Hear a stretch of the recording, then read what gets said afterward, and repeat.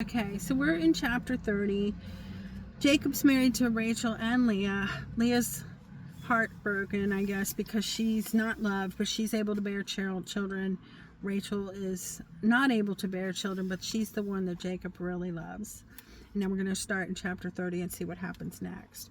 Now, when Rachel saw that she bore Jacob no children, Rachel envied her sister and said to Jacob, "Give me children or else I die."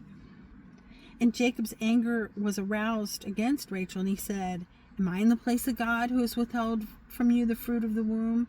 So she said, "Here is my maid Bilhah. Go into her, and she will bear a child on my knees, that I will also may have children by her." And then she gave him Bilhah, her maid, as wife, and Jacob went into her. And we know this doesn't work because Abraham and Sarah have already done it. It did not work out, but let's see what happens. And Bilhah conceived and bore Jacob a son. And then Rachel said, "God has judged my case, and he has also heard my voice and given me a son." Therefore she called his name Dan. And Rachel's maid Bilhah conceived again and bore Jacob a second son. Then Rachel said with great wrestlings, "I have wrestled with my sister, and indeed I have prevailed." So she called his name Naphtali. Then Leah saw that when Leah saw that she had stopped bearing, she took Zilpah, her maid, and gave her to Jacob as wife. And Leah's maid Zilpah bore Jacob a son. Oh my goodness. And then Leah said, "A troop comes." So as she called his name Gad, and Leah's maid Zilpah bore Jacob a second son. Then Leah said, "I am happy, for the daughters will call me blessed." So she called his name Asher. Now Reuben went in the days of wheat harvest and found mandrakes in the field and brought them to his mother Leah. When Rachel said to Leah, "Please give me some of your son's mandrakes." But she said to her, "Is it a small matter that you have taken away my husband? Should you also take my son's mandrakes also?" So they're still not getting along after all these years, right? She's like, "You took my husband. He doesn't love me. You want my mandrakes too, right?" And Rachel said, Therefore he will lie with you tonight for your son's mandrakes."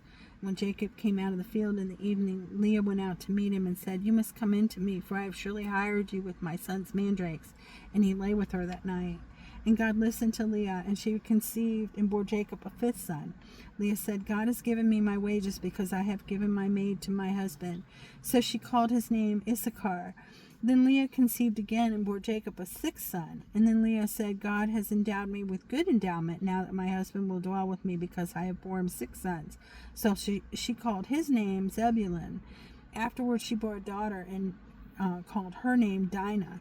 And God remembered Rachel, and God listened to her and opened her womb. And she conceived and bore a son and said, "God has taken away my reproach." So she called his name Joseph. He's important, okay?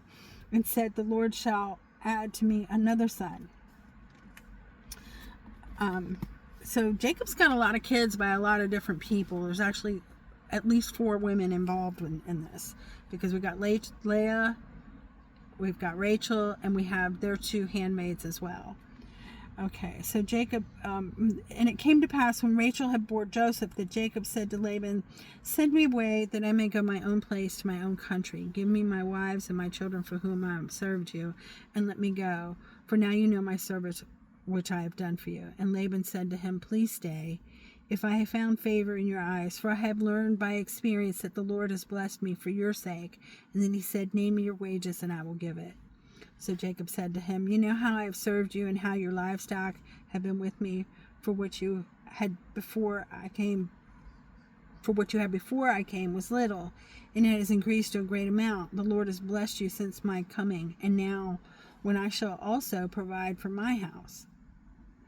And he said, "What shall I give you?" And Jacob said, "You shall not give me anything, for if you do this thing for me, I will again feed and keep your flocks. Let me pass through all your flocks today, removing from there all the speckled and spotted sheep, and all the brown ones among the lambs, and the spotted and the speckled among the goats. And these shall be my wages. For my righteousness will answer for me in time to come, when the subject of my wages comes before you. Every one that is not speckled and spotted among the goats and the brown lambs will be considered stolen, if it is with me." So he's saying, I'll take the spotted ones, the ones with speckles and spots. You keep the plain ones, the ones that are all one color.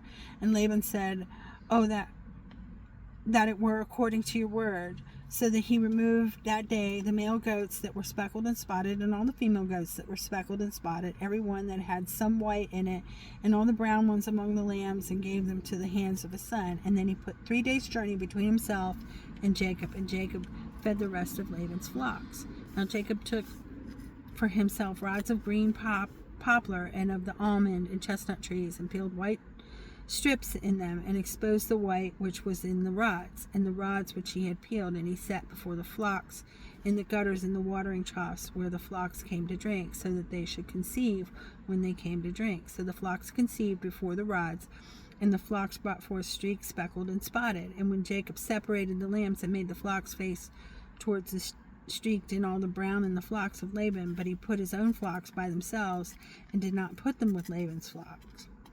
And it came to pass, whenever the stronger livestock conceived, that Jacob placed the rods before the eyes of the livestock in the gutters, that they might conceive among the rods.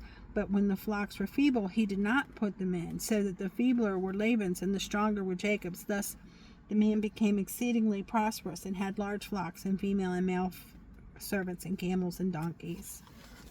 So Jacob was growing his flock with the stripes and the speckles and the spots and the multicolored sheep and goats, and Laban's flock really wasn't growing so great.